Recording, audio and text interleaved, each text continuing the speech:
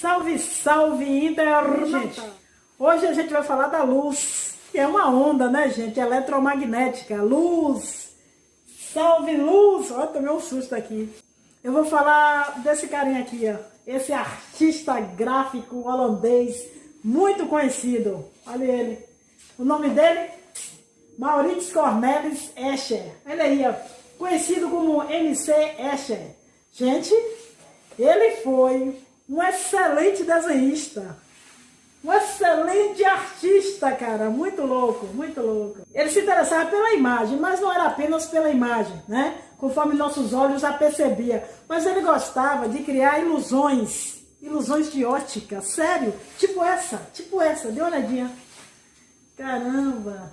Olha que coisa incrível. O nome disso é ilusão de ótica, viu, gente? Ele desenhava construções impossíveis de serem feitas na realidade. E também ele desenhava imagens refletidas, por exemplo, em poças de água, em espelho também, né?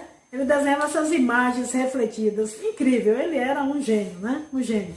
Bem, entre as imagens que ele produziu, estudando aí superfícies que refletiam imagens, está esta aqui. Não, para tudo. Esta aqui, dê uma olhadinha nessa imagem. Sério, aqui, ó. Que isso? Dê uma olhadinha. Isso aqui é o autorretrato. Pois é, o retrato dele, né, cara? Autorretrato. Agora eu quero que você observe, sabe o quê? A imagem de Escher no centro. A mão dele, cara, segurando uma esfera. Rapaz, que coisa, né? É representado no reflexo da esfera o ambiente onde ele estava. Perfeito, né? Grande Escher. Dá vontade de ficar olhando a imagem várias vezes. Essa esfera está funcionando como um espelho. A pergunta é, ela reflete exatamente o ambiente em volta? Você já viu algo parecido com isso aí?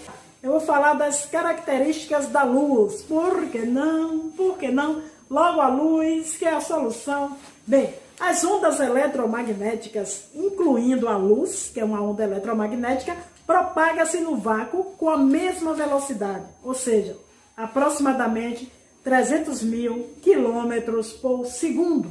300 mil quilômetros por segundo. Em teoria, essa é a maior velocidade possível em nosso universo. É a maior velocidade possível. A velocidade das ondas eletromagnéticas torna-se menor quando elas se propagam por algum meio aí, certo? Como o ar, a água, aí a velocidade é menor. As grandes distâncias astronômicas são medidas em ano-luz, anos-luz, que é a unidade de medida que equivale à distância percorrida pela luz em um ano. Pois é, em um ano. Ela está dizendo ano-luz. Para você ter uma ideia de como essa distância é grande, a luz solar, a luz do Sol, leva apenas 8 minutos, sério, 8 minutos para percorrer a distância de 150 milhões de quilômetros. São 8 minutinhos a luz leva para percorrer 150 milhões de quilômetros. E essa distância é a distância entre o Sol e a Terra. Para vocês terem uma ideia de como essa distância ano-luz é grande, a luz do Sol leva apenas 8 minutos para percorrer a distância de 150 milhões de quilômetros entre o Sol e a Terra. Entre o Sol e a Terra. 8 minutos. 8 minutos.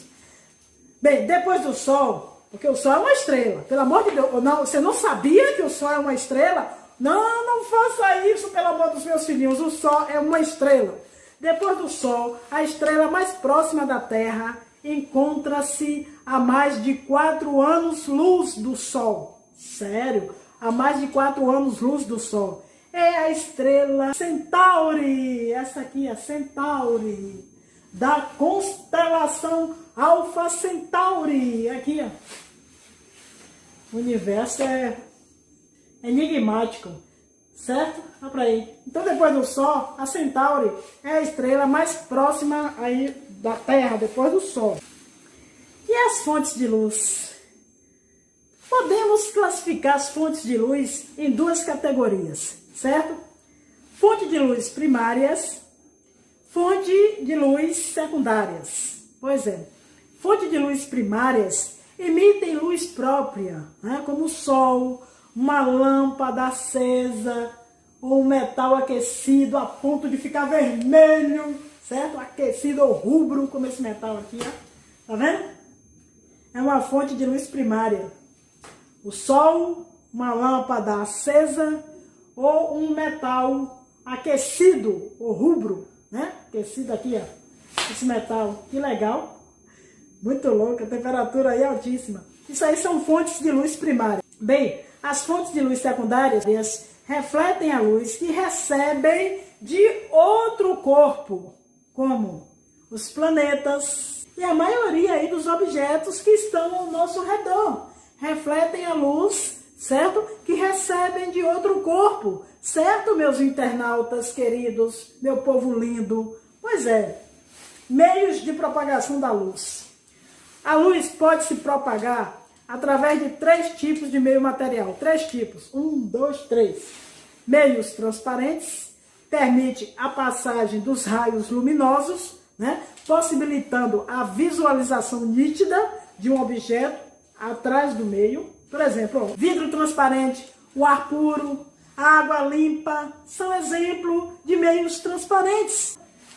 Meios translúcidos permitem a passagem dos raios de luz, porém, de forma irregular.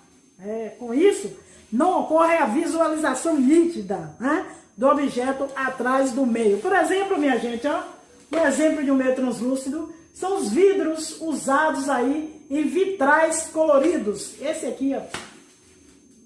Olha ele. Olha ele, translúcido, tá vendo? Usado em vitrais coloridos. Não dá pra ver o que tá atrás, né? Não dá pra ver, cara. O que tá lá fora. Não dá pra ver. E o meio opaco, ainda tem o meio opaco. Meios opacos, né? Que impedem a passagem dos raios de luz. Por exemplo, o concreto não deixa passar luz, a madeira não deixa passar luz, os metais são exemplos de meios opacos, não deixam passar a luz, certo?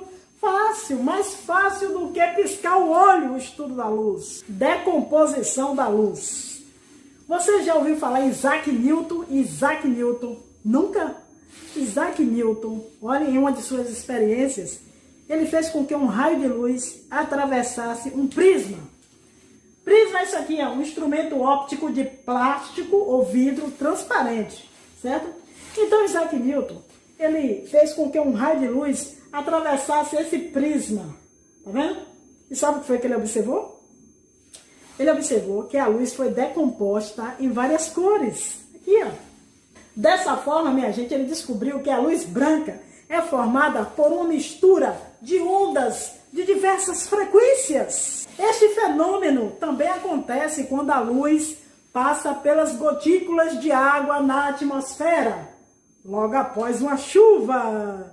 Cada gota, cada gotinha funciona como um minúsculo prisma, desviando as diferentes cores e criando o efeito que conhecemos como arco-íris. Aqui, ó. Formado por muitas cores e não por apenas 7. Olha que maravilha de arco-íris, aqui em Palmas, Tocantins. Esse arco-íris é a agora coisa mais linda. Esse arco-íris. Que coisa linda. Caramba, ele foi filmado lá em Palmas, Tocantins. Palmas é muito grande. lindo, viu, Palmas?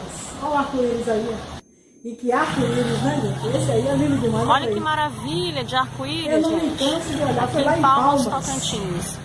Agora às 18 da luz horas. branca do sol, Que tá coisa vendo? linda. Mas, vem cá, como é que a gente vê as cores? Como é que vemos as cores? Bem, ao incidir sobre a superfície, a luz pode atravessá-la, certo? A luz pode atravessar essa superfície diretamente. Se o meio não for opaco, obviamente, certo? Se não for opaco, aí a luz atravessa. E pode ser absorvida ou refletida. Como sabemos, por exemplo, que essa flor aqui, ó, como é que a gente sabe que ela é amarela? Por que essa flor é amarela? Por que esta flor é amarela, meus alunos? Como já vimos, a flor só pode ser observada porque uma parte da luz que incide sobre ela está sendo refletida e atinge nossos olhos. Vimos também, minha gente, que a luz branca contém as demais cores, certo? Ao termo, ó, se estamos incidindo uma luz branca sobre a flor e observamos apenas a cor amarela, isso significa que esta é a cor que ela reflete para nós, que a flor reflete para nós, certo? Absorvendo então as outras frequências luminosas e só reflete o amarelo, certo?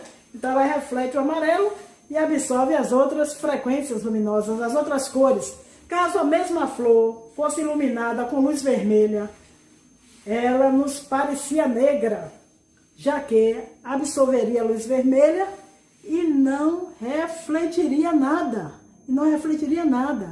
Lembre-se, por favor, que ela só reflete o amarelo. Certo? Interessante. Rapaz, a física é linda, né? Outra pergunta interessante. Por que o céu é azul? Muita gente pergunta por que o céu é azul. Poucas pessoas sabem por que o céu é azul. Bem, gente, ao atravessar a atmosfera, a luz visível sofre espalhamento seletivo. Isto é, a luz é remetida em todas as direções, todas as direções possíveis. Depois você olha no dicionário que é remetida. Anota aí, remetida. Olha essa palavra. A luz solar é espalhada principalmente pelas moléculas de nitrogênio e oxigênio existentes na atmosfera, né? Das cores que formam a luz solar, a violeta é a mais espalhada, seguida da luz azul, né? Que também é espalhada. Como a luz violeta é pouco sensível aos nossos olhos, a luz azul é a predominante em nossa visão. E o azul que vemos no céu pode variar. A quantidade de vapor d'água existente na atmosfera é a responsável por essa variação. O céu é mais azul quando existem menos partículas de água na atmosfera. Aí o céu fica mais azul. Quando existe na atmosfera uma grande quantidade de partículas de poeira, outras cores como vermelha, né? Como a vermelha, a verde, a amarela, são espalhadas, tornando o céu menos azul. A isso se deve o pôr do sol, aquele pôr do sol avermelhado, que é a coisa mais linda, todo mundo tira foto, pois é, né? Bem, então a quantidade de vapor de água determina se o céu é mais ou menos azul. A quantidade de quê? A quantidade de vapor de água presente na atmosfera. E por que as nuvens são brancas? Ah, que linda essa nuvem branca. Olha esta nuvem, por que ela é branca? Gente, as nuvens que vemos no céu são formadas em boa parte por gotículas de água de vários tamanhos, gotas de água. O tamanho das gotículas espalha todas as diferentes frequências de ondas luminosas. As gotículas menores espalham a luz azul e as maiores espalham as cores verdes, amarelas e também as vermelhas. Então o que a gente vê? Uma nuvem branca, já que é uma mistura de cores, certo? Que loucura, né, cara? Que loucura. Agora, por que a água é azul esverdeada? Por quê? Olha, quando olhamos para a superfície de um oceano, enxergamos o azul, certo? Porém, essa não é a cor da água, é apenas a cor do céu refletida em sua superfície. A água pura é transparente, minha gente, a todas as frequências de luz visível, né? Exceto as ondas de infravermelho, que são absorvidas e esquentam a água quando expostas à luz solar. Bem, as moléculas de água entram em ressonância. O que é ressonância? Mesma frequência de amplitude, ressonância. Então as moléculas de água entram na mesma frequência de amplitude com a luz vermelha, certo? Pela absorção, a intensidade da luz vermelha é reduzida. e pouca luz vermelha penetra na água, além dos 30 metros de profundidade. Deste modo, quando se retira a cor vermelha da luz branca, predomina a cor azul esverdeada. A espuma das ondas é branca porque, assim como as nuvens do céu, as gotículas de água espalham todas as frequências de luz visível. Você sabe quantas cores tem o arco-íris? Espectro. Primeiro vamos falar desse termo aqui, espectro. É o registro de uma distribuição de quantidades, né, ou propriedades dispostas aí de acordo com o seu tamanho, com a sua magnitude. Isso aí é espectro. Aqui é a representação de um espectro de cores visíveis. Aqui, espectro, tá vendo? Espectro de cores visíveis. Aqui, ó. Vermelho, violeta, azul, verde, amarelo. Aqui, ó. Agora, quantas cores tem o arco-íris? Você já deve ter se perguntado se o arco-íris tem 5, 6 ou 7 cores, certo? Alguns afirmam que são violeta, azul, verde, amarelo, alaranjada, vermelha e o anil. E outros acrescentam o ciano, que é o azul esverdeado. Bem, sendo totalmente indiferentes às convenções, deveríamos dizer que o arco-íris é composto de infinitas cores. Olhe ele, olhe o arco-íris. Você é composto de infinitas cores, meu amigo. Pois é, o arco-íris. Tá vendo? Na verdade, cada pequena porção do espectro criado pelo prisma ou por qualquer outro material dispersivo constitui-se de uma cor. Como podemos sempre tomar porções muito reduzidas do espectro, é possível determinar uma infinidade de cores. Assim, dentro da faixa do amarelo, por exemplo, existe uma infinidade de tonalidades diferentes. Porém, costumamos utilizar determinadas convenções para poder facilitar a comunicação e as atividades do cotidiano. Dessa forma, minha gente amiga, Isaac Newton, ele foi o proponente da atual teoria das cores. Ao observar o espectro formado pelo prisma, ele definiu 7 cores, em analogia com as 7 notas musicais. São elas. Palmas, Tocantins. Agora às 18 horas. Meu, que coisa. 7 cores. Quais são as 7 cores? De novo, violeta, anil, mas é o índigo, anil é o índigo, azul, e grande, verde, amarelo, alaranjada e vermelho. Outros estudiosos dividiram-no em um número diferente de cores, certo? Essa divisão, gente, do espectro luminoso em cores é também influenciada pela sensibilidade dos nossos olhos. Em média, distinguimos 128 tonalidades de cores. Algumas pessoas possuem mais acuidade visual para determinadas cores do que para outras. Olha que maravilha. Isso dá essa divisão em cores certa dose de individualidade. Assim, não há uma escala absoluta de cores. Apenas convenções mais ou menos aí adequadas às pessoas em geral, certo? Salve, salve, internauta!